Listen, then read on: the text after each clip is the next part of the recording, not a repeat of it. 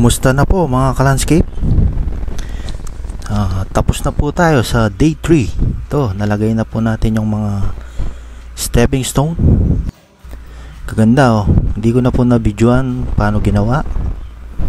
Yan, tapos na po. At pininturahan na rin po yung yung brake. Ang ganda. Finished product na po. Maraming salamat po sa mga sumuporta sa ating episode ngayon. Ang ating landscape. Yan, ang flat box. At meron po tayong bonsai dito sa gitna.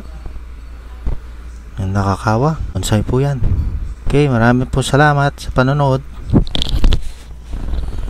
Goodbye. See you in my next video. Salamat.